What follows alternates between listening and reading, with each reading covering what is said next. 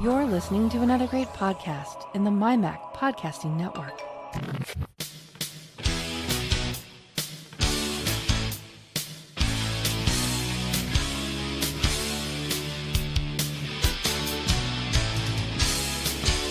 Hello and welcome to another edition of the show where we take a wander around the week in Apple, Apple News, reviews, technology, associated products, and all sorts of other things that catch our eye.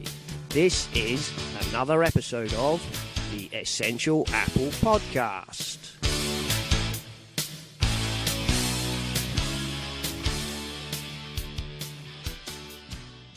And welcome once again, listeners, to the Essential Apple Podcast.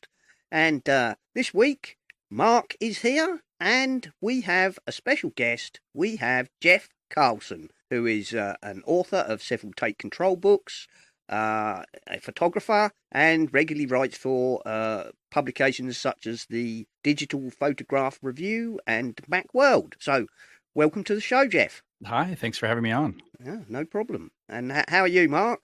I'm all right. I'm just, I'm sitting here quietly trying not to be jealous of the obvious talent that Jeff has got, just scrolling through his Twitter feed. Somehow you've managed to take a picture of two jam jars and just make them look awesome.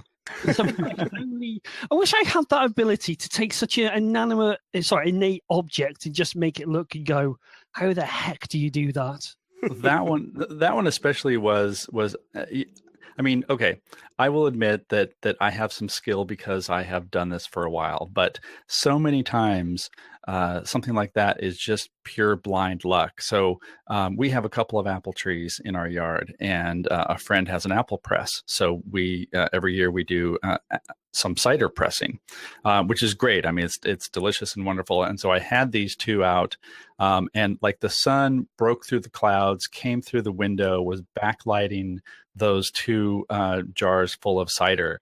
And I had one of those moments that I'm sure you've also had, you know, no matter what camera you have, where like your brain lights up and you're like, oh, there's a shot. So I went and I grabbed my camera real quick, and I probably spent way too much time shooting that. But I really liked the way it turned out, just because like the light was just perfect. You know, there are ways that you could do that and fake it with lights and all that. But that was just one of those moments where, you know, like there's just this thing where lights, or not lights, but like synapses in your brain just start firing, because like that's the shot, that's the thing that I need to take a picture of right now. And you know, sometimes that's at the expense of my lovely family, who are like, oh boy, he's got the camera out again. We're gonna have to wait a couple of minutes. But you know, you end up with a shot like that, and it's very satisfying that way. Well, it's funny though, because we were having a conversation in the Slack chat room just the other day about a good picture versus a good picture, as in, is a good picture something like that where you've taken the time to frame it and shoot it, versus a lower quality picture but of something more spontaneous? Because there is always the argument that the best camera you have is always with you. And it was a very sort of interesting back and forth between some of the way more talented than people than me conversation about, it's like anything. If you're a photographer, can you just sit back and enjoy a picture without sort of over critiquing it? What's your take on it? I would say yes. The answer is yes. That's a very politically correct answer. That. And I'm not even trying to be politically correct. So this is actually something that Kirk McElhearn and I talk about on our podcast, PhotoActive, quite a bit, because you know, you are thinking about that moment, right? And so it really depends a lot on what you're expecting to get out of it. Now, if you are a professional photographer and you make your living through photography, or you're on assignment, or you are, you sell prints or something, you're going to be looking at that in a different way, because you'll be looking at it more critically, or you might be thinking like how can I improve this? How can I get to the right, like the best angle for this? But so many shots, and this is also true of professional photographers that I know. They will pull out their iPhone and grab something super quick because they are capturing a moment. And usually, that's like family moments, where you just can't ask your child to redo something spontaneous. Hang on, I gotta go get my camera out of my bag, and oh, that's not the right lens, let me put a different lens on. And and by that time the child has wandered away because she's clearly bored. And so like they're both good, because when you are looking at those photos later, even those like lower quality, maybe the brightness isn't as good, maybe it's slightly blurry, but what it's doing is it's triggering that memory for you. And I think for most people, when you're taking pictures, you're doing it to trigger those memories, or to say, oh, look at this thing that I saw, look at where I was, and how can I share this feeling that I have right now with somebody really easily? Well, here's a fantastic sunset that's happening on my vacation. I could absolutely go and get a tripod and do all that. And, that's actually something that I've done, because, like my brain will tend a little bit more toward the, how can I make a really good shot out of this? But there are so many times also where it's just like, I don't want to have to go to all that trouble. I can pull out my iPhone, I can get a good shot, and I can put this on Instagram and just share that, this is the feeling that I'm having. This is the awesome thing that my kid did. This is the, quirky bit of light in this coffee shop. So, it really depends on your perspective. And you know what? If somebody takes a look at that photo and they say, oh, well, boy, your highlights are like really blown out, and I can't believe that you, didn't get this part in focus. And, that's fine for them. That's their issue. If you look at a whole bunch of, classic like street photography, really, foundational photos that we look back on, a lot of the masters, their stuff is out of focus. Their stuff is heavily cropped. Their stuff is often, really edited. But those types of photos stand out because it has some sort of emotion, some sort of, some quirk about it that catches your eye. And it doesn't matter if it's, if the background is a little out of focus, or if it's not, it's not out of focus in the right way. It doesn't have that super blurry bokeh. It's just like a little bit blurry, what have you. It's the emotion of catching the shot and being able to save it and then remembering it from there. So that was a short answer for you. I think that's as good as a comprehensive answer. I was going to say, I sometimes, I'm not a photographer at all. I'm famous for taking about 3 photographs a year. And I once went on holiday with 3 digital cameras, the sort of pocket, 5 megapixel type things. When 5 megapixels was considered to be quite a lot, as it happens. But I came back with about 4 photographs. Whereas my friend took his digital camera and went back with about sort of half a terabyte of photographs. Right, he just snapped away at everything in sight constantly, burst mode. But in that situation, like then you have to ask yourself, like, did you have a good time on your holiday, even though you didn't take a bunch of pictures? And did he have a good time on the holiday? We both had a fabulous time, and that was something that he wanted to do, and I am notorious for either never remembering to take a photograph or being too busy to do it. And on the thing that you were saying there about the different sorts of photographs, I kind of like to think of it as the difference between, say, looking at somebody painting by somebody like Renoir or Rembrandt and something by maybe, I don't know, Van Gogh or Matisse. They're both great art, but they're different. Yeah. And you can get a great shot, and it doesn't have to be technically perfect if it captures something that you wouldn't have got if you've been fiddling about with your f-stops and your, exact focal length and all that. And other shots, obviously, work because they have been done with a tripod and carefully lit, and they're just, I feel like they're different parts of the same spectrum. Yes. Oh, yeah, absolutely. I mean, what I think is also interesting about photography in general, and again, I'm sure people have run into this, is that, because it's a very technical thing, like there's so much gear, and so many specifications, and there's a lot of science to it, and, as well as art, you have that aspect of, there are people who like they want to dig deep into the pixels. They want to go super technical, and that's what they get out of it. And then there are other people who are like, I don't need to know how to drive my car to drive my car, like how it works. So I don't need to know every little thing about my camera. What I want to do is I just want to take a good picture. And that's actually one of the interesting things about all the new features in the iPhone XS, and actually the last several iterations of the iPhone, something like Smart HDR, which is it's designed to combine multiple exposures in a fraction of a second so that you get a better shot. And so I wrote about this for DP Review, and let me just say, I love DP Review. I love the commenters at DP Review, but there are a lot of people there who they are the technically minded ones. They want to, just dig into all the details. And so, there was a big discussion in the comments about, is Smart HDR, is it just a trick? Is it good? Is it bad?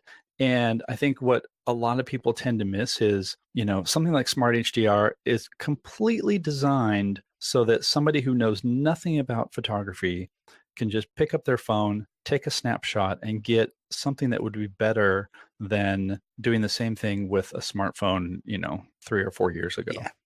And the whole point is not, hey, this is a really cool technical effect that gets made. The whole point is, hey, I just took a picture. It looks pretty good. Yeah. And that's it. There's definitely room for all of that. It's sort of weird that photography tends to be really competitive, or I should say, excuse me, photographers tend to be really competitive. No, actually, I should amend that. Some photographers tend to be really competitive, because like there is that sense of like, this is an objectively better picture than this other one. But then you take emotion into effect, and it all kind of comes out in a wash.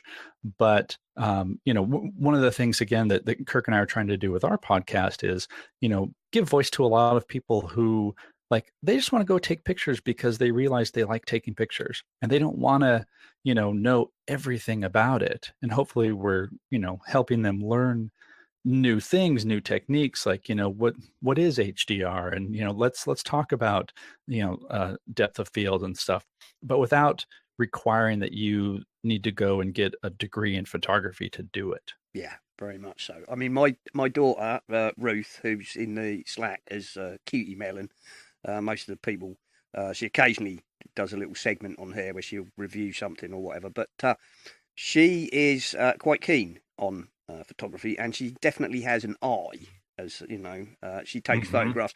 I mean, she took a photograph at the start of the year. There was some snow, was falling, and she took a photograph of her brother with snow, in his hair, and it was a fabulous portrait. And she just saw it and took it, and it was, 100 times better than anything I'd ever have managed. And so it was her birthday, and she has been bugging me to get her a DSLR. So we've bought a Canon EOS 1100D, which I'm told is a good beginner's DSLR. And she's got a couple of decent lenses that somebody else gave her. So I think she's going to have fun with that. She was very excited when I told her I'd ordered the body. But if you go in the Slack, you can see some of her pictures. I don't know if you can see the older stuff or not, but she certainly. I mean, she posted one the other day. Quite simply, she won a prize at school because they did a 10-mile walk for charity or something, and she just took a picture of one of the other girls, and she got. They gave her a prize for best photograph of the 10-mile walk. and it's not obvious at all. It's like basically the girl's got her back to you pretty much. So there's a landscape and this girl with a photograph from behind. So all you see is her hair. And I think it's a brilliant photograph. No wonder she won a prize for it. But yeah, I don't have any eye for that sort of thing at all. Mine are the typical. I'm not quite as bad as heads cut off and feet cut off, but yeah, I'm not. I have no eye for taking a photograph whatsoever. Quick question for you, Jeff. What iPhone are you rocking now at the moment? I have the 10s. One of the the perks of what I do is that I can justify getting the newest iPhone almost every year because I'm going to end up writing about it. So yeah, the 10s, and I'm really liking it. How much of a jump is the 10s from the 10 in terms of picture quality and all the other smart things that it seems to do? Because personally, I'm feeling a little bit gutted because I just managed to get hold of a cheap secondhand 10. Mm-hmm. And all the reviews that I've read are basically slating the camera. And I know it happens, iteration after iteration, but this one seems to be, yeah, if you've got a 10, chuck it away, get a 10s because the pictures are just that much of a magnitude better. What's your opinion? I mean, obviously, like you say, you do for DP review. What's your thoughts about it? Well, a 10 is like an entire year old, so I can't imagine you'd even be seen in public with it with something that old. It's just shameful, just shameful. It's one of those things where I think the 10s camera really is a lot better. If you have a 10, however, unless you're really, really keen on the camera and taking photos with it, I don't see a good reason to just chuck it away. The stuff that they've done with the 10s, with the coprocessors and all the stuff under the hood, the smart HDR, the improvements to the portrait mode, like those are significant things. Again, that DP review article that I wrote, I did a gallery for them, and so there are a few comparison shots like the 10 to the 10s, and when we're looking just at like the smart HDR stuff, it's definitely an improvement. But I didn't spend all of last year going, oh man, why did I get this 10 because the camera's junk? Like no, the camera was great. It's just Apple found a way to make the 10s just a bit better. So unless you are in my shoes where you're going to be writing about it, or photography is really your thing, then I would say there's no rush to get to the 10s. It's very cool. You will get slightly better pictures. In some cases, you'll get dramatically better pictures, but the 10 isn't relegated to the dustbin by any means. So I don't know. Is that too politically correct? Also, because you've just made me feel a lot better. It's good. It definitely is like such a leap above the 7, which is what I was coming from. Yeah. Some of the pictures I'm going, it's just because I gave my 7. Well, I sold my 7 to a friend of mine, and now we're comparing photos, and it's just like yours are just so much sharper, and it really is a good generational difference. But I'm happy with it for now. I think whatever Apple do next year is going to have to be something special, because I think what I've been reading, and it has been very little in the Apple press, is they have dramatically underplayed the camera. And I sort of wonder if they did that because the 10 was the first sort of $1,000 phone and they had to underplay it a little bit. So it didn't make it feel too redundant too quickly based on the camera. Yeah, I think that there's definitely some truth to that. What's also interesting is that, aside from them talking about, just like the general performance improvements of the A12 processor and, all of that stuff, which is kind of funny because, for a long time, Apple didn't want to emphasize that because it's not all specs. And, when you're using a phone, you're not going to be like, wow, this A12 processor makes my phone feel so much faster. I mean, yeah, if you're coming from a 5S or a 6 or something, then it's amazing.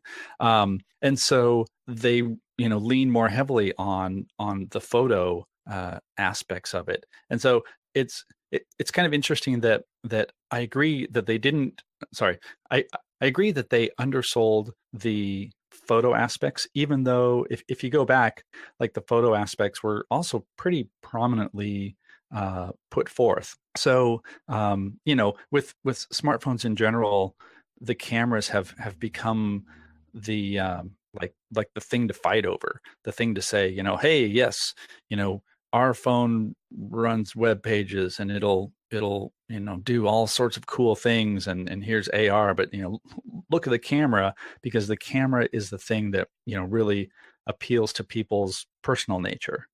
Yes, I can run a million more apps, and yes, I can play with augmented reality, but I can take better pictures with it.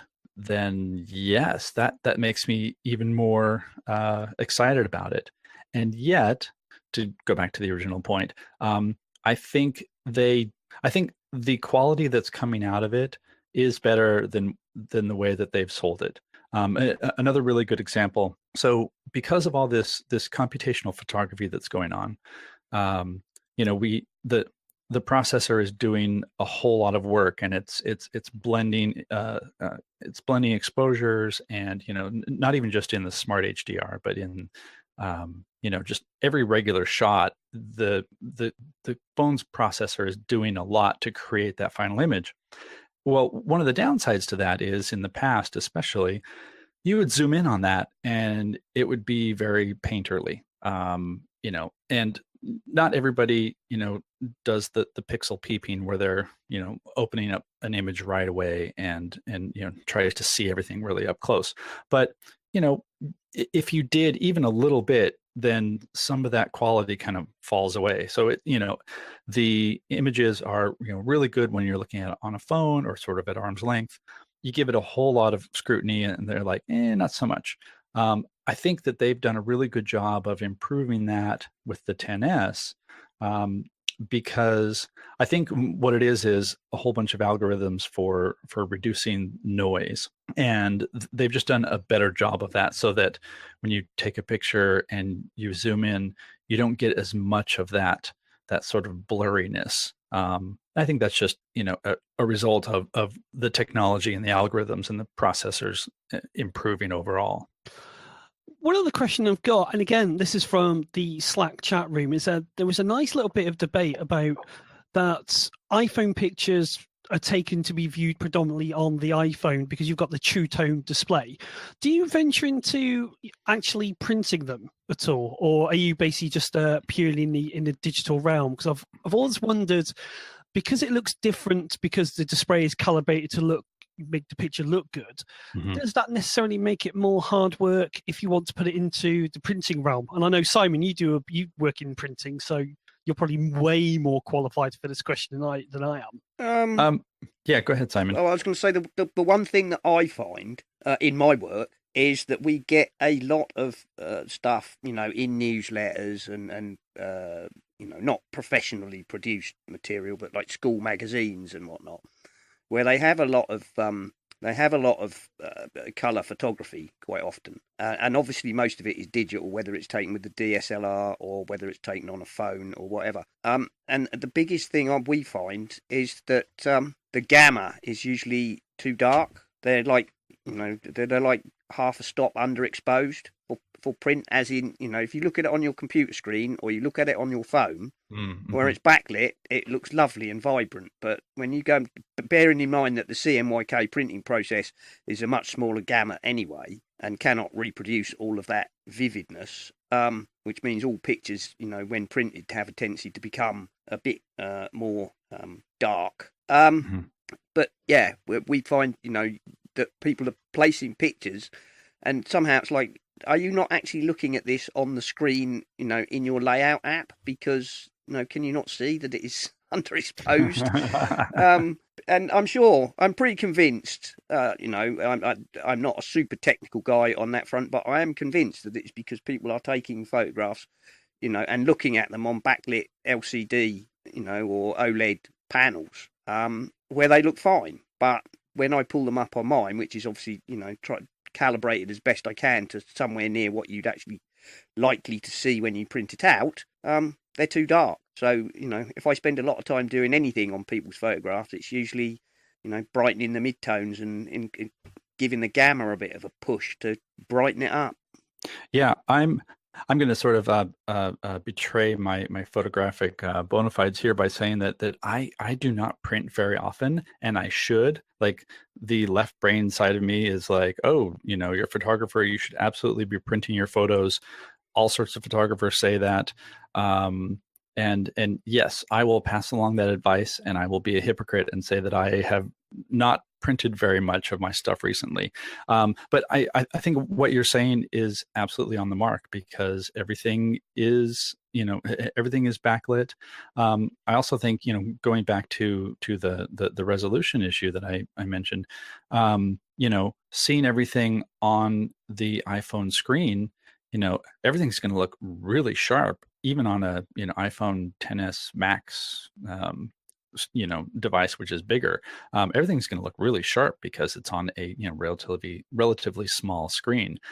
If you go and print something and blow it up, to even a moderately sized print, I don't know from personal experience how that translates. I think it probably does fine, but it's not going to be the same as if you had like a much higher resolution DSLR, or something shot from film or what have you. So yeah, I have not done very much printing. I know that I should do more printing, but most everything that I have, most everything that I publish now is for screens anyway. So it's kind of an issue of context. Yeah. Well, and there's nothing wrong with that. I mean, if you were to take some of the photographs, where I've had to brighten the gamma or whatever for print, mm-hmm. If you were then to take that image and then say, right, we're going to put that on a website, it would probably look slightly washed out, because it looked fine on it looks fine on a digital screen in the first place. It's one of those things that that's how people view them. It's only often when people do go and buy themselves one of these high quality photo printer type things that puts out on super glossy paper, and that's when they start to get a bit disappointed. And why is it coming out looking dark and murky? That's a whole specialist field in its own right. I'll be totally honest. Dealing with that sort of thing. That is at our mug many years ago. We've had people from places like Adobe Systems who specialize in all that sort of color management for photographers. And I mean, he came and gave us a sort of a 2-hour talk about everything involved in that. And that is a whole very specialist field. And of course, we have quite a lot of photographers in our mug, and some of them really get into that, obviously. But that's a whole rabbit hole of its own. That is. It definitely is. Well, and that's also something that I think a lot more Mac users had to deal with before, when we didn't have all the different screens. Like having a good a decently color managed system, especially if you were doing anything with publishing, like that was really important. But now, like you look at the iPad, you'll get people. Then just recently, I was in a discussion of somebody who was like, okay, so you can do all sorts of editing on the iPad, and Adobe just announced, quote unquote, real Photoshop for the iPad that's coming out next year. And like the next topic that always comes up that is always, well, yes, but are you going to do real work on the iPad? And part of the argument against that is, the iPad is not color managed. You can't just give it a color profile. I think, and I may be wrong about this, but I think technically there is a way to do it. But they introduced something in, I want to say, iOS 10 that makes color management possible, but no one's really taken advantage of it. But the bigger point here is, okay, well, if you're going to do all of your photo editing on the iPad and it's not color managed, then you're going to bring it to your Mac and maybe that's not color managed. So when you print it, who knows what it's going to look like? And that's a very valid point. But I think it's also a very valid point for a very limited number of people who are really going to be doing that.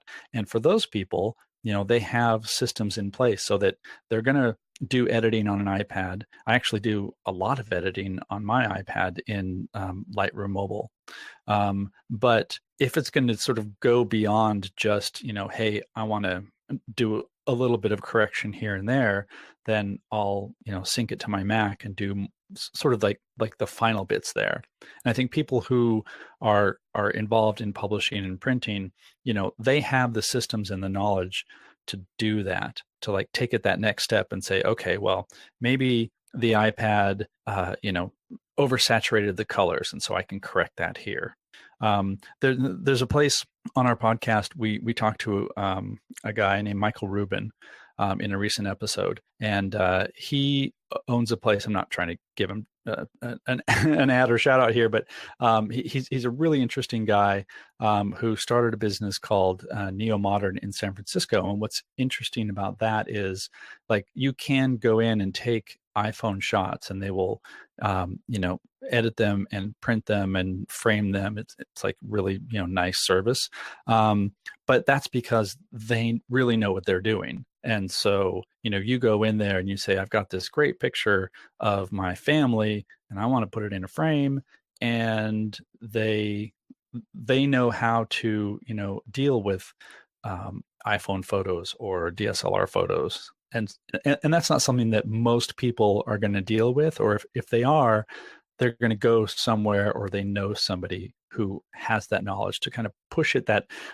extra 10%, which happens to be like the geekiest 10% of the process. Yeah, exactly. No, I totally agree. And I think the other thing is, you can get it into a sort of technical snobbery, if you like, where you get people, well, you can't possibly do any decent editing on an iPad or even an iPad Pro for, fill-in reasons. And again, that's one of those, yes, but you're talking about 1% of 1% of 1% of the users. Most users who want to do that will either take pictures with the iPad or with their iPhone, and then they're going to take them into, Affinity Photo or Lightroom Mobile or whatever, and edit it on the iPad, and that is going to be perfectly fine. It's going to be perfectly fine for what they want, and probably perfectly fine for 99.75% of the population. It's only not fine if you are in that, ultra technical, super specialist. I spent 4 hours getting this shot, so when I get a print out of it, I want it to be exactly like I saw it when I took the shot. And there's nothing wrong with that for those people, but they are a very small minority of the users of an iPad.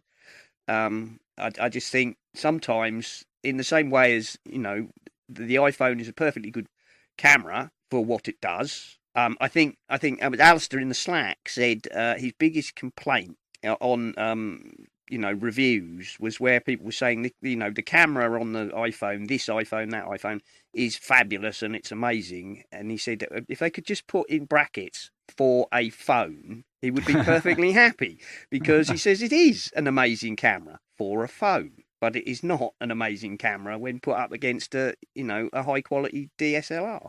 And that's a perfectly valid comment.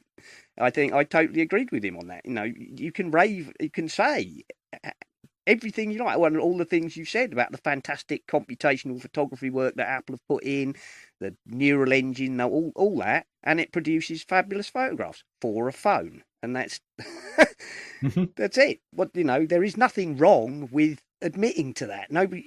Nobody feels, or at least I don't know of anybody who's trying to say that this is a great camera and it will outshine well, even probably a DSLR that costs half the price of the phone. It's Yeah. Well, and I think sometimes too, a lot of people who are making that argument are, like they're people like they've invested a ton of money. If you want to get into photography and you want to go beyond the basics, it is really easy to throw a lot of money into a hole, and get, some really nice gear. And so I think oftentimes you'll see a bit of defensiveness where somebody will be like, well, I have this camera and I've got these lenses and I put so much time and so much just Mhm. experience and brain power toward making, great shots and like all the technical details. And yet this iPhone camera is getting all the attention. And so, like, is that threatening? And I think for some people it is threatening. And, the standard response would be, no, like the iPhone is not going to take away your camera. It's not going to it's not likely to, I'm going to go out on a limb here. It's not likely to replace your DSLRs because just, optics, Yeah. technology is always improving. So Well, technology is always improving, but no matter how good you make, the iPhone camera, you are yes, still limited by the fact that you've got, a lens the size of a lentil, yes, and yes, a sensor that's probably, I don't know, I've no idea how big the CCD sensor is in the back, but I don't suppose it's probably any more than about 7 mil square or something.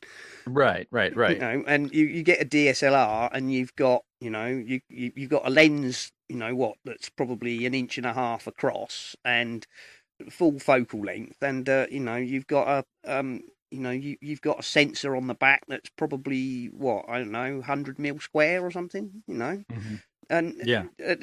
there are technical limitations to what you can do with a tiny little lens and a tiny little sensor. Doesn't matter how brilliant you make it, it's still never on. It just can't, is it? Right. It's physics, Yes, it's like physics. like actually bending light and recording light. Like the bigger cameras are going to have that advantage. And also, it's not like Nikon and Canon and Sony are just like, oh well, geez, No, let's this just give up iPhone's then. pretty Yeah. good. I guess we got to chuck it in and not really Yeah, do anymore. time to go home. They're Pack up yeah. and go home. Yeah, No, exactly. That's not. However, the counterpoint to this is, when you say that, well, the smartphone's not gonna take away your cameras, the little asterisk behind it is, well, unless you were in the business of making little compact cameras, Oh which yeah. still had better optics, had better sensors, but just the convenience factor of, oh, if I'm going to carry something that's roughly iPhone sized anyway, and I can get perfectly decent shots, then I'm just going to put my little compact camera in the drawer and just take my iPhone. And so that's, I think, some of the anxiety that a lot of photographers have. It's like, well, yeah, but look, like the iPhone has basically decimated the compact camera space, and it is, but it's also, it's not because of the lens, it's not because of the processor, it's because, why carry two different things when they'll when the one that also does everything else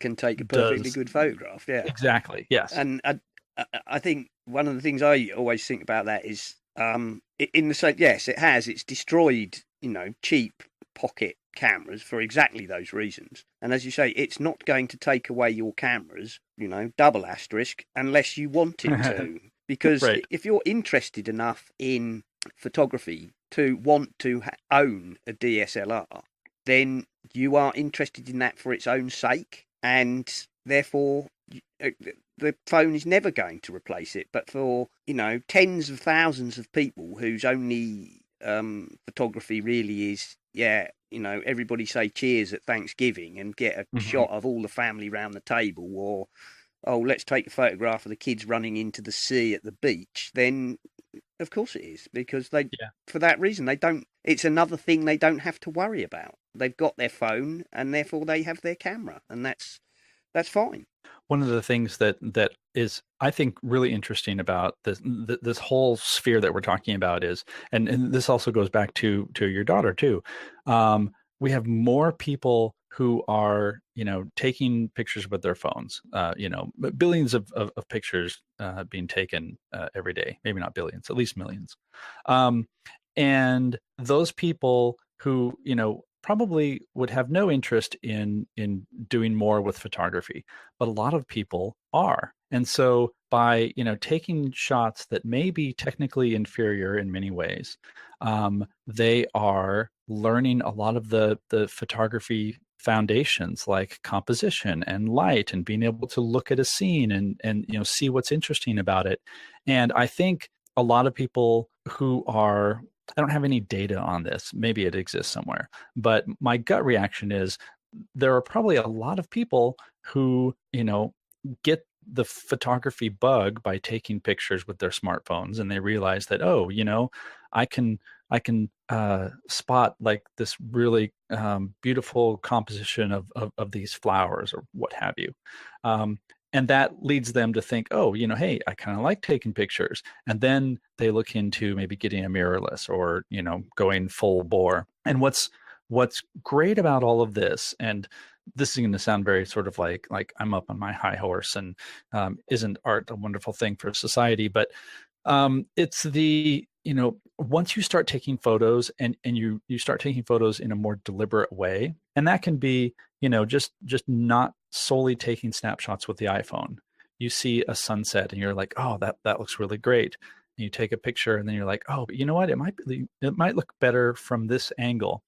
There's something in your brain that, starts seeing things differently. And that's actually one of the things that I love about photography. I see the world much differently now than I did before I started doing photography, because you pick up on the difference between late afternoon light and middle of the day light, and you see shapes and angles and compositions. And so I think the net effect is millions of people are becoming better photographers, even if they don't want to be quote unquote photographers. That visual language, that that way of communicating is elevated. Yeah, And, well, to use a word that I probably might have to wash my mouth out afterwards, but it's become democratized because everybody has a smartphone. Certainly in the sort of the UK and probably most of the US, most from the age of about 10 upwards, people carry a smartphone on the whole. Yeah. All my kids have got smartphones. All right, older versions, but they have smartphones. But it's democratized. Everybody can have a camera, and a pretty good camera at that. And whereas previously you would have had to want to go out and spend £100 on a pocket. I'm talking, a few years back when, when say 4 or 5 megapixels was a reasonably good pocket camera. But you would have had to want to go and spend £100 on a camera in order to even start taking photographs. Whereas, sites like Instagram and Snapchat and, various other kind of messaging, social media type venues, I think really are encouraging young people to express themselves visually through photography. The whole selfie thing, although we can laugh at it, but it's just teaching a lot of people how to use a camera. And as you say, from there, some of them will never progress beyond family snapshots. Some, like my daughter, will start saying, I like what I can do with this. I can, if I go over there, then the light is better and it casts better shadows. And so it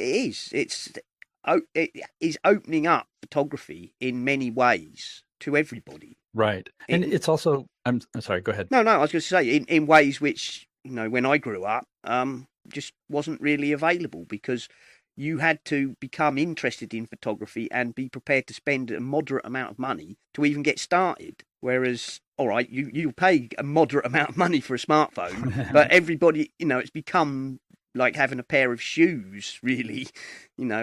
Everybody has a smartphone. Right, much. right. And actually, that was exactly the point that I was going to make. In that, when I was younger, when if you wanted to be a photographer, like that was a goal. Like you had to say, I'm going to be a photographer. I'm going to start taking pictures. And I think that the entire space was a little more limited because you had to like make that commitment. You had to buy the gear. You had to learn the foundation and the fundamentals. Now with everybody having a camera, like it's much more widespread. It's much more opened up. And so, if you say, "Oh, I'm a photographer," that can apply to almost anyone now, and that's okay. The thing that this made me think of is, once I started doing more photography, and yeah, I should probably point out for listeners who don't know me as well, like I am primarily a writer who became a photographer. I'm not like a professional photographer in the sense that I make my living from taking pictures. I enjoy taking pictures and I have been published and all of that. But, much respect to the photographers who like taking pictures is the way they earn their living. So I started taking pictures. I like went on a couple of photo workshops. I now like co-lead some photo workshops. And so my dad was like, hey, so, you're doing a lot of photography now. And I was like, yeah. He's like, so are you going to be like a wedding photographer? And like my first reaction was to sort of recoil because, he didn't know this because in his mind, like a photographer is, the photographer that goes to the wedding, that does portraits, that, or, goes and camps in the national parks for 2 weeks to get amazing shots. And my response was like, oh God, no.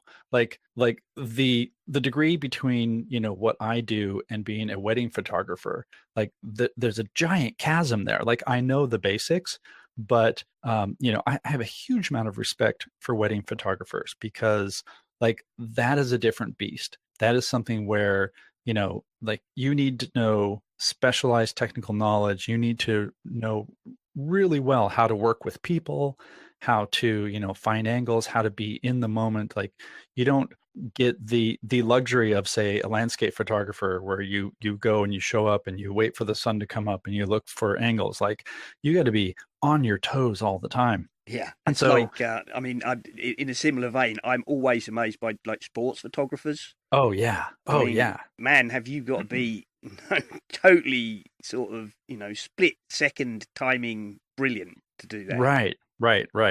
And so what's great is like there's such a broad amount. Like your daughter could decide that she wants to be a fine art photographer, or she may want to be like an action photographer, or an event photographer, or maybe she doesn't want to be a photographer as a profession, but she's going to have that eye. She's going to have that photographic sense, from now until forever, because she's not only like found that spark and found that interest, but especially the current generation, like that's all they know. They know that they have a camera all the time and they can express themselves with it. Yeah, and so of course the other thing that goes with that is I always remember, of course, the thing with digital is it's effectively limitless. Yeah. When I was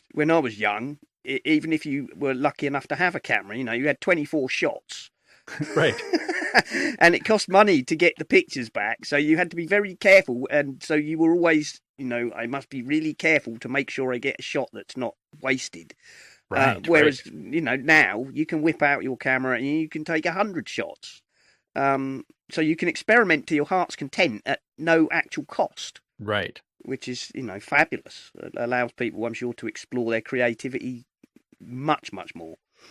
I will admit I've been cheating recently because I've been trying to do a bit of video work, and I was going to touch on Adobe Rush, but I think I kind of missed that point. It sucks, by the way, Adobe Rush. I've got it on an iPad Pro, and it's an abysmal slow mess.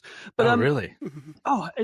Maybe it doesn't like working with 4K video, but literally anytime you do like a zoom in or a zoom out on the video timeline, it just grinds to a halt. It's like it's recaching the video timeline all the time. iMovie in comparison seems like a speed demon, even though it lacks many of the features. I was just going to touch on that about the productivity. I had a question. Do you touch any of these sort of Android sort of phones for their cameras, or do you just stick mainly the Apple stuff? I've heard of Android. Is it something that's catching on? It's right up there with the Windows Phone. Yes. Oh, yeah. I can't wait for the next Windows Phone. I have not done very much with Android. I have an old Android phone here that's just a test piece. But the type of work that I have sort of found myself doing has just lent itself to writing about Apple and iPhone stuff, because I think I know where you're going with this, because like the cameras in the new Pixel 3 and the Pixel 2, like they're all also really good cameras. When I wrote my piece on the iPhone XS for DP review, invariably half the comments were like, "Yeah, but it's crap compared to the Pixel, or the Pixel does a better job of this and that." It's like, great, yes, they are working hard too, but I haven't done very much, hands-on myself. Right. Well, boys, we've been going for an hour now, so I think we're going to take a short interlude. There's no John Nemo this week because he is on a short vacation. So I think we're going to have a short interlude while we refresh our beverages, and then we'll come back and shall we skim over a few tech stories, and then we'll wrap it up, I think. Great.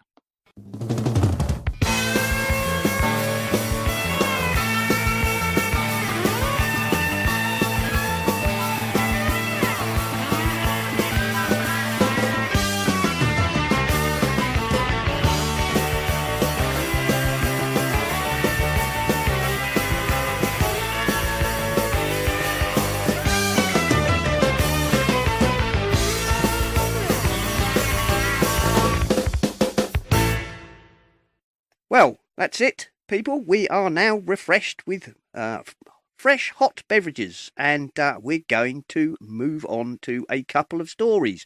As Jeff has been so kind to talk to us at great length, we are going to only do a couple of stories. So we're going to start with the biggest story of the week, aren't we, boys? Apple, I can't believe we haven't brought it up yet. And Bagelgate. Bagelgate. Can you believe it? Did you see that? Panini. That's all I'm going to say on it. We know what you think about paninis. They're just a squashed baguette. It's just a squash roll that's been heated up. That's all it is. It's actually cheaper to make than a normal roll because it can take. This is like not Daring Fireball, Business Insider, and the cheese truck. And the cheese truck, all over again. No, but did you boys actually see the Bagelgate story? I saw it after it had been reported that they were going to change it. I can honestly say I never ever looked at the bagel emoji and said, "Oh, this is just wrong." Well, now, at the moment, maybe that's because I live on the West Coast of the United States. Bagels are not a really big deal here, and people that I know who know New York bagels will basically say like there's nothing on the West Coast that's even remotely compares. And my whole life I've been like, okay, whatever. I'm sure that you have your own preferences. It's sort of like liking a favorite football team. But I will admit, I went to New York on vacation this spring, and I had an amazing New York bagel. And now I get it. I understand that there can be a difference, but to make a big deal over emoji that it just escapes me. Why? And then it's the internet, and it's what we do on the internet. Right. The internet. I forget. And in order to to be outraged about something, otherwise you can be outraged that I have nothing to be outraged about. That is also true. There's nothing else to be outraged in the world right now except for emojis. Yeah. And apparently it just goes to show that the mindset. I suppose I get it. It's like a cultural icon in some parts of the world. It's like Wales and sheep and British with their beer and like the Cornish with their pastas. I suppose it does kind of make sense, but it's a freaking emoji. It's like, oh, well, it hasn't got dimples on it. It's like, when do we start? I'm waiting for the thread that someone does a John Syracusian style blog post on what's wrong with every single emoji. I don't know if I should be impressed or saddened at how Apple reacted to it so quickly. Well, the whole thing was they changed it, and then they've made it look more handmade, apparently, and added cream cheese. But, my view was, I'm sorry, but surely bagels come in all sorts, poppy seed bagels, onion bagels, sweet bagels, plain bagels. And who said you have to have cream cheese? That's like saying you can't have a bread emoji unless you have peanut butter and jelly on it. No, you can't have a bread emoji because it might be gluten-free. You've got to be wheat intolerant. See, you can go... It can happen. It's a slippery slope. It is like... Sorry, go Jeff, go on. But I was going to say, I've been waiting for the inevitable backlash from people who are, lactose intolerant, like a cream cheese. Wait. I can't use this emoji anymore. That would be like, I can't. There's dairy in there. I can't. What am I going to do? Yeah, and that is why. Look at this. That was a beautiful segue there, Jeff. Donny, our friend Donny, is going to make a Donny's Bagel Bakery sticker set. So you can choose your own emoji. So there. So look forward to that coming soon. Oh, and it reminds me of what I'm hoping that this is a viral marketing campaign. I really do. But it was so we got Kleenex tissues, and there was apparently a campaign to get them renamed because people were getting offended by the word man-sized tissues. Yeah. And then someone popped up to say, well, in that case, though, we need to rename Manchester to People-chester. Oh, jeez. Yeah, it's that sort of world, Donny, we live in. Hey, it's a bit of the famous Telly Savalas. Birmingham, it's not shit. Oh, there's a joke. In fact, Simon, you might want to get the bleeper ready. It's like Scunthorpe. Who put the T in that? Yeah, exactly. Oh, sorry, dear. Jeff. See, this is what happens. We've just had an hour of beautifully crafted podcast and excellent, and the second that we take over from the guest, it all goes down the gutter. Apologies, Jeff. Right. No worries at all. No worries at all. And Donny has also asked me to point out that he is currently having a sale on designbundles.net where he is scribbly, and that's SKRBLY. And I think there's about 30% off his clip art available on designbundles.net. And as a side thing to Bagelgate, that led us down a right rabbit hole, didn't it? In the Slack, boys. We were drawn into salt beef and corned beef at great length, by the way, as a result of discussing whether or not salt beef is a suitable thing to have on a bagel. So there. Look, you're stunned into silence. Yeah, it's cream cheese. But then again, I'm still a person who keeps biscuits in the fridge. I mean, I don't know what your take is on that, Donny, but Donny? Me, I like to have chocolate in the fridge as well as the odd biscuit. We're going to go down this rabbit hole. What's your take on that? What, me? I don't. Donny. It's not Donny. Donny's not here. Oh.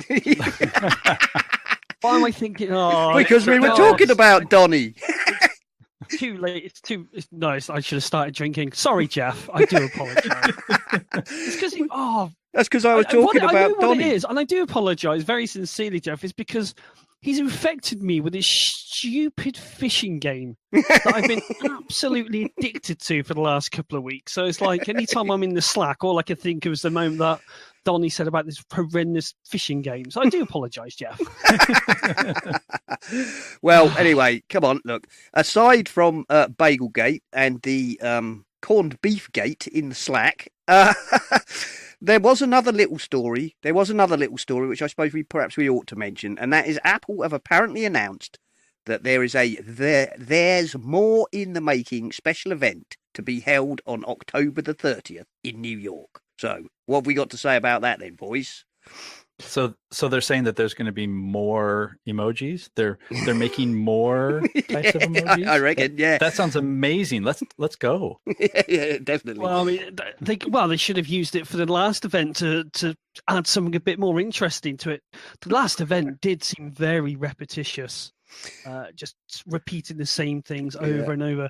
I've done no research on this because I'm other than the idiots of YouTube infecting my YouTube stream about a possible new iPad, and maybe the odd whisper of a Mac Mini. That's pretty much all I've heard. But I can't remember if I've seen an iPad leak or not. Has anyone seen any leaks or anything? It seems to be fairly quiet this time around compared to the old iPhone thing. I've only seen, the usual, like, here's an artist rendition of what it might be like. So, and I don't really pay attention to those because guess what? Apple's going to tell you soon enough. Yeah, that tends to be our view. I think 9 to 5 Mac, I think we mentioned it last week, actually, Mark. They had a sort of semi-rumour, semi-speculative take based on sort of Mr. Troughton Smith's kind of digging. There was talk that it might be USB-C and they will have thinner bezels, but no notch and probably no home button. But then again, a lot of those sort of things are the sort of thing that you don't actually have to have a huge amount of inside knowledge to make a reasonably good stab at guessing, I don't think. So the smart money obviously is on new iPads, and I think a lot of people are holding their heart in their hands and praying for some new Macs. But there's obviously going to be something coming out in terms of laptops, because there has been, on a few feeds that I've had, quite a few sales, and it seems like people are really starting to slash and put stock out there. So that's usually one indicator. I've just been able to jump to, I think it's the first generation iPad Pro. Right. And I'm really liking it, especially split screen. But now I'm kind of thinking I want the bigger one because I've only got the Diddy Pro. I'm sort of thinking, I'm doing a lot on this now. 10.9, is it? I'd be doing a lot more if Adobe Rush wasn't just so biblically slow. just to throw that one out there. Just throw that one in there, yeah. Oh, dear. Well, I don't know. I think the real truth is nobody knows, so we're looking forward to the event on October the 30th. Which, bizarrely, they're having in an opera house, I think, aren't they? Is it an opera house? We should have a sweepstake on how long we think the event's going to last, because everyone's always going on about, predictions. I think we should have a sweepstake and see who gets closest to the time. I'm going to go with 1 hour, 17 minutes. Blimey. If they don't have a new Mac. If they have a new Mac, I'm going to go with 1 hour 43. I was going to say like 142. Oh no, that's the Price is Right. What? I was going to say that before you said 143, but of course. I personally, I think of late Apple seemed to have drifted into the 2 hour mark. It was almost exactly 2 hours. So I'd probably go with like 155 or something. But there we are. I guess it all depends on, are we going to see some of the things that are more of the unknowns, like a Mac Pro? It's kind of amazing that Apple, mentioned that they were working on a new Mac Pro. What was it, like the end of 2017? Yeah.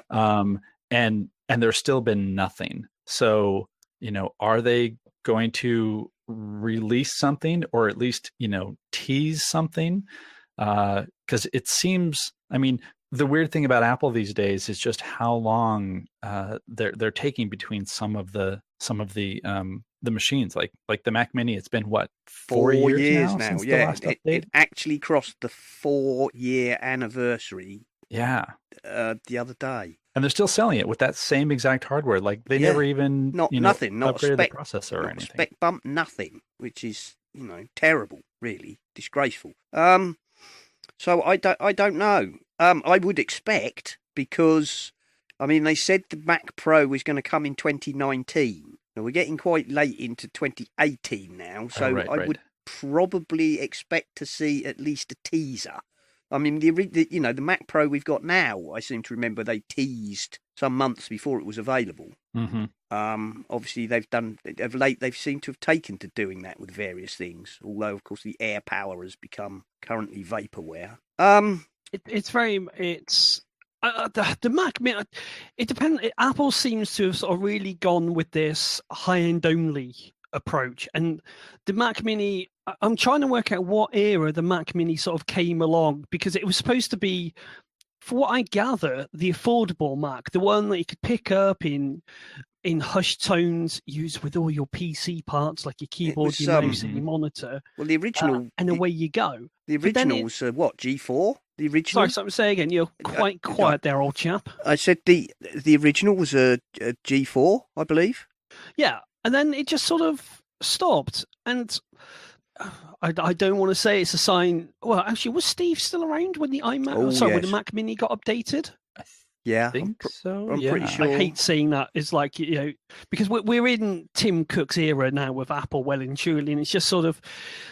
I think we've seen enough now along the lines, and this isn't to criticize anyone, particularly at Apple, that they will eke out a product until such point the people complain, and it gets so much traction on the noise, on the web and everything like that, to a significant point. Then they go, right, we better do something about that. But it would be nice to maybe see a sneak preview or something for this new Mac Pro that's coming out. Yeah, definitely. As I say, obviously there's talk of iPads.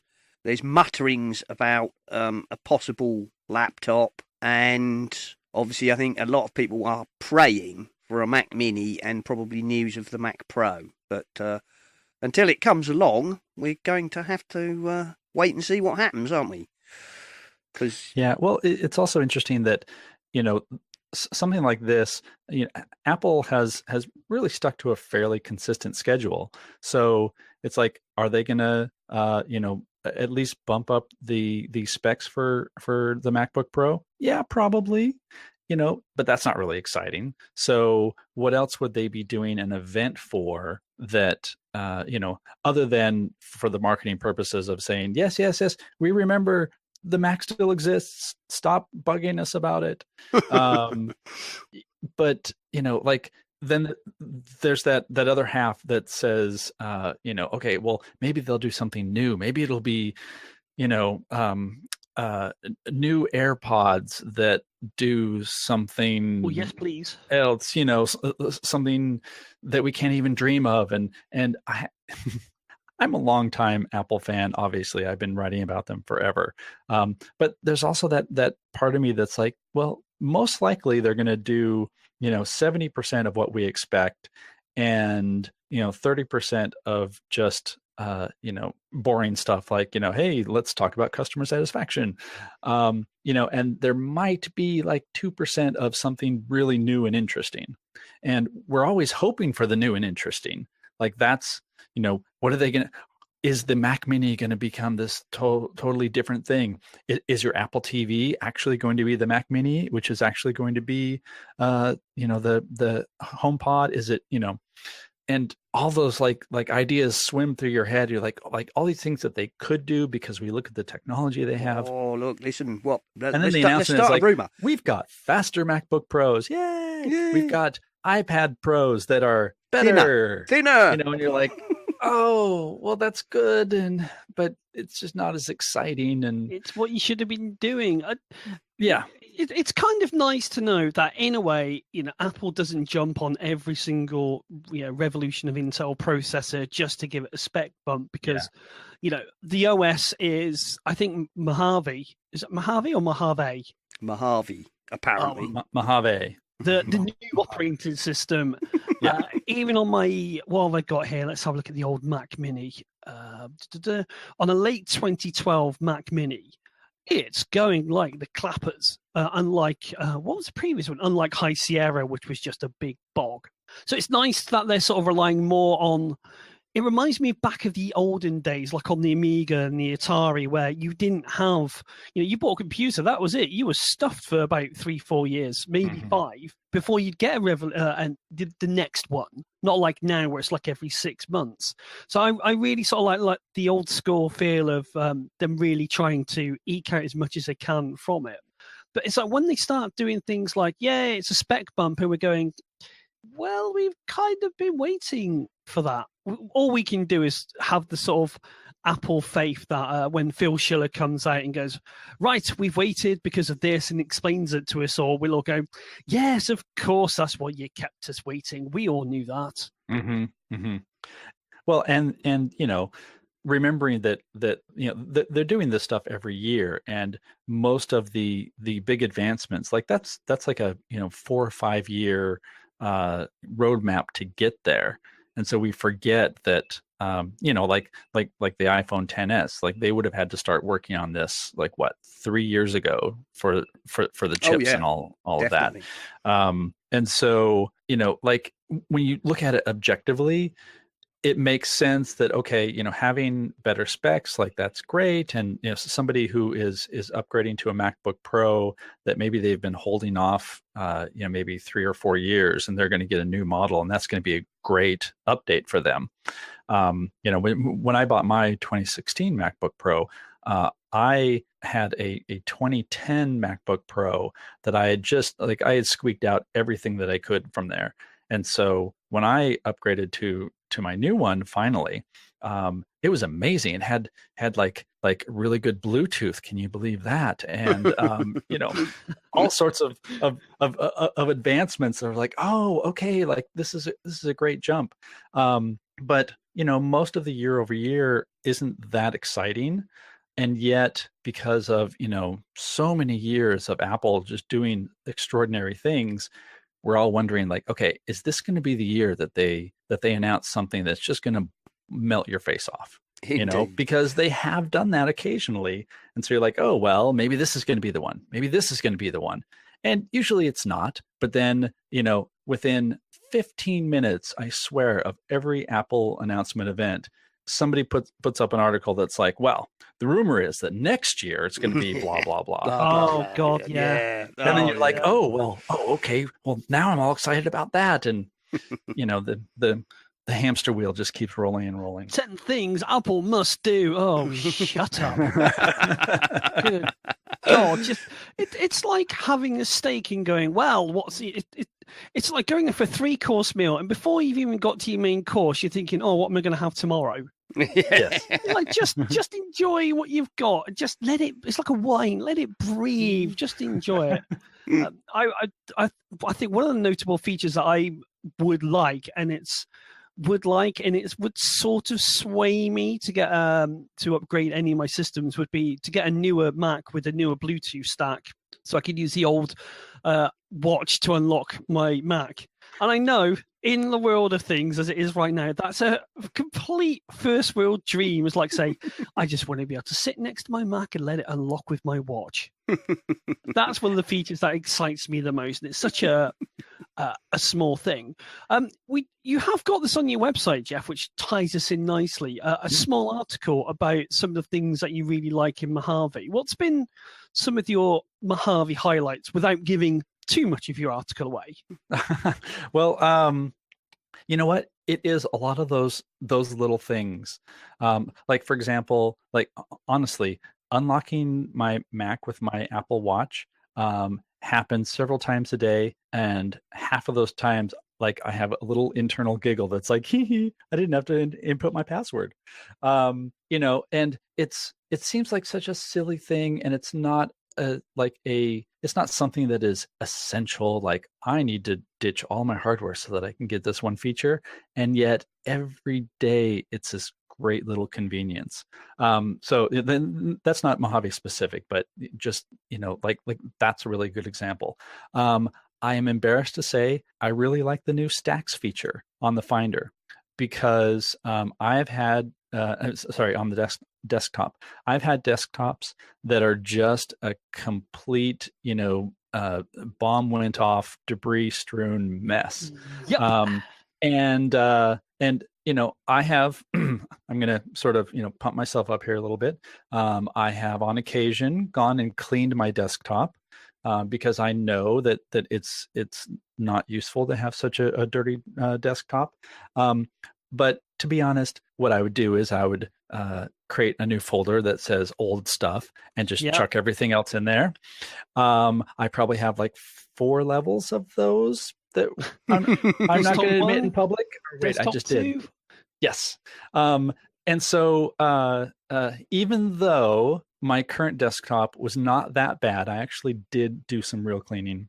Having stacks just like organize that all for me, I found to be actually useful. And in that like weird sort of internal mental, like I can look at my computer and I'm not like that tiny bit more anxious because there's clutter everywhere.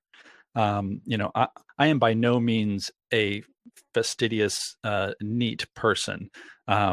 It's a good thing that we're not doing video because you can see my office. But there is that thing where it's like, oh, this computer, this device that is designed to make things easier for me actually made this easier for me. So that's been pretty cool. What else? My gosh, what else is in? I was going to say, Mojave. I've totally blanked on it. I personally, I'm a bit like you on that, in that I don't notice anything in particular, and yet it just feels nicer. There's just I can't say, oh, you can now do this or you can now do that. Somehow it's a combination of a whole stack of little things that you can't even really remember what it was like before they were there. I guess, things like you can, the ability to rotate something in quick look, that sort of thing. Other than sort of new iPads, maybe a Mac Mini, maybe something on the Mac Pro. Anything else? You think we're going to get an iMac speed bump, or we're going to get a even slimmer design where Phil Schiller turns it around at a very, very specific angle to show the one bit that is? I wasn't the only person to notice that. To show you that it's actually disappeared. When he turns the edge on, it actually becomes invisible. I would like to see an improvement to the AirPods other than just more battery life, because I use my AirPods every single day. If I can't find them, it's like, where are they? Where are they? It's a part of my universe now. Very good. Isn't that sort of bizarre that something that, and I will completely admit that I sort of poo-pooed them, and I was like, well, yes, they're great, but do I need to spend this much money on a pair of Bluetooth headphones? I had a pair of Bluetooth headphones that go over my head, and they seemed perfectly fine. And then I got a chance to review the AirPods, and I have to say, that made me say, okay, I need to buy these right away, because it's so convenient, it's so well done, and not just the design of them, and not even like a sound quality issue. They're perfectly fine. Going back to people who are really into things, you could talk to audiophiles all day about the audio quality and whatever. But just super simple things, like I can have my AirPods in and I can switch between my phone, my iPad, my Mac, or my Apple TV just by going on those devices and saying connect here. And it literally just works. And again, that's another little tiny detail that happens a few times every day that makes all the difference, because I'm not frustrated with it. With my other headphones, where it actually has a feature where it can be connected to 2 devices at the same time, which sounds like a great deal, but it's really not. So, for example, I will be in the living room. I will want to watch something on the Apple TV, but my daughter's asleep in the next room. So I'll just listen through Bluetooth. So I'm not making a big ruckus. And then suddenly, like on my other headphones, I'll get mail on my Mac, which is in the office upstairs. And so, we're watching a movie, da, da, da, da, da, da, da, all of a sudden, bing, and it just screws everything up. With the AirPods, there's none of that. Like, it works the way you expect it to, and it's great. They're worth it alone for not having snagged my ears, the cable, in over a year and a half, until the one day I couldn't find them, and I was like, I had to make a phone call, grab them, and it's like, what the hell is this? What is this dangling around me? Why? Oh, it just practically felt barbaric. And I'll tell you another thing with the AirPods as well is, like most people, I haven't got a sound bar for my TV. I just rely on the internal crummy speaker for it. So I thought, right, I'm going to hook it up to my my Apple TV and watch Westworld. And the second I did that, it was like, holy moly. How much sound have I been missing? Yes. All this time, not just in Westworld, but anything. And it's sort of, wow. it literally transformed Westworld for me. It's amazing how crummy the speakers on most televisions actually are. I don't know why. You pay good money for televisions and they're equipped with the worst speakers in the world. It's diabolical. Just a way to sell you another piece of kit, I think. There we are.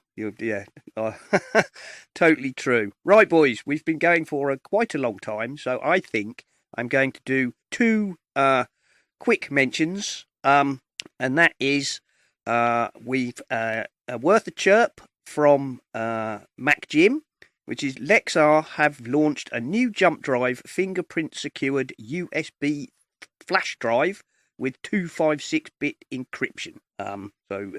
Thank you, Mac Jim, for pointing us to that one. If you're in need of secured data storage, and I bought myself a mesh Wi-Fi system in the week. Yes, I bought a Tender Nova MW3 2-pack, which is a whole home mesh Wi-Fi system. I got it on Amazon.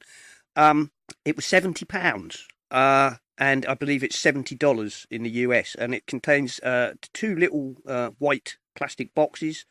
I plugged one into my existing router and one in upstairs, and that was it. It's done. My daughters are already saying that the Wi-Fi, the internet has improved. So I think that was £70 well spent, to be honest.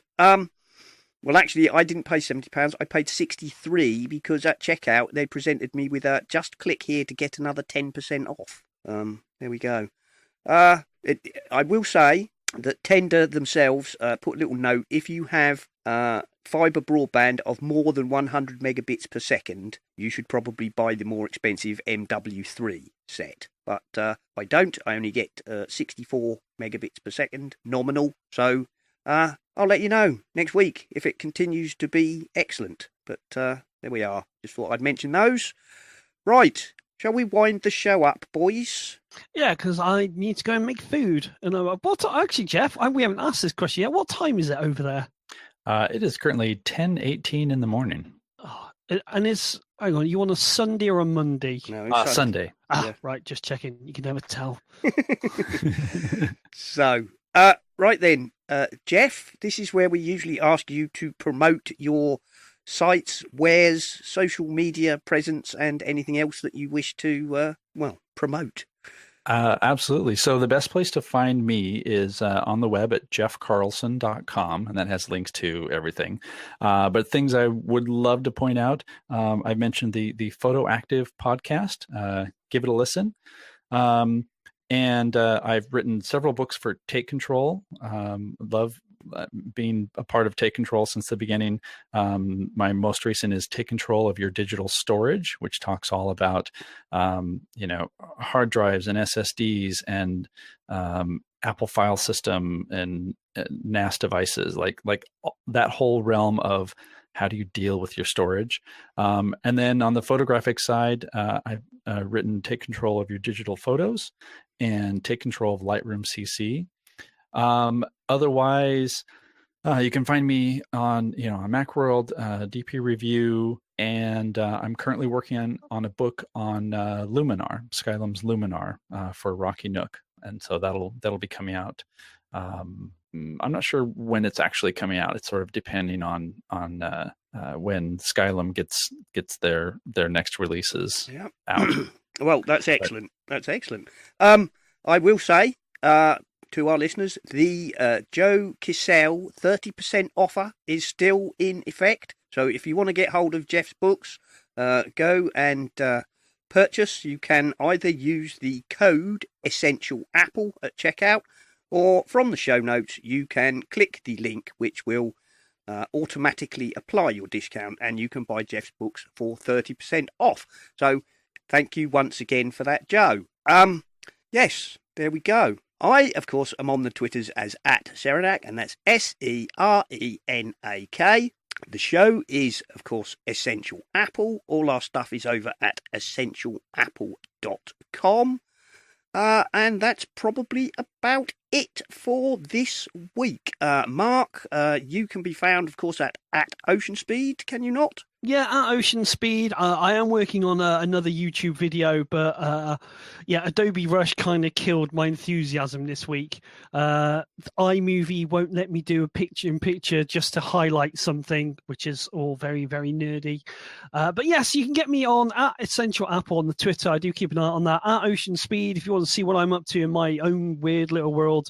And of course, when I eventually get around to publishing a review, that's over at essentialapple.com.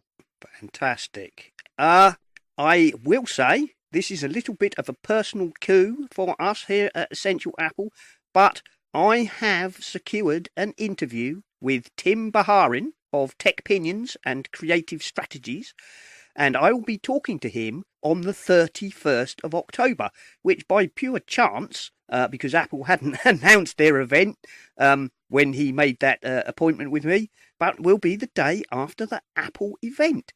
So, I wonder if we'll get I'm suddenly busy. Well, that's possible, but I think he's agreed to give me about a half of an hour, on his Wednesday morning. So, I'm looking forward to that. I'll take so. Jeff, thank you ever so much. Again, just remind people of your website and the name of your books and where to get them from. And then I'm going to the pub.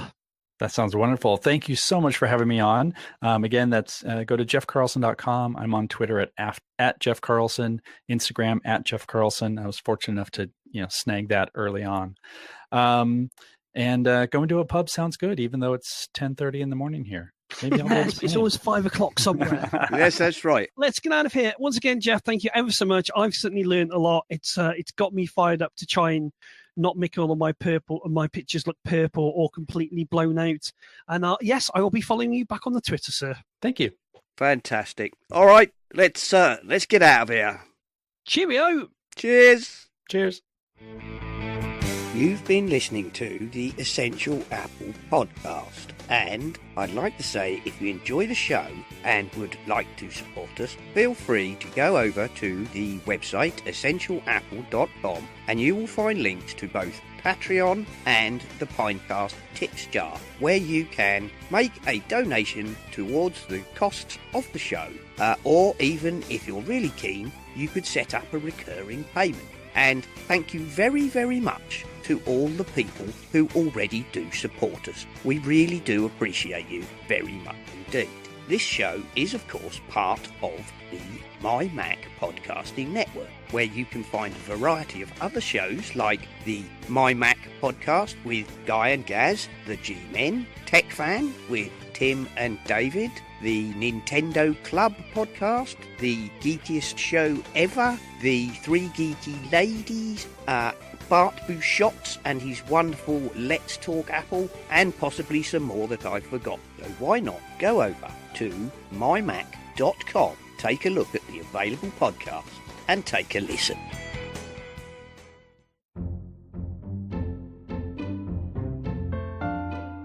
Hi, Hi, I'm Bart Buchholz, host of the Let's Talk Apple podcast.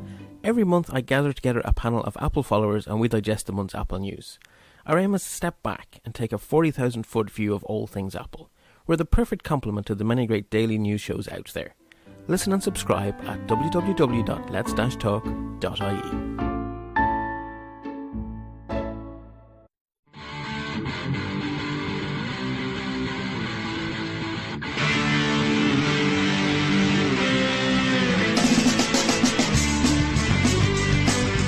Has been the Essential Apple Podcast. Goodbye and thank you for listening.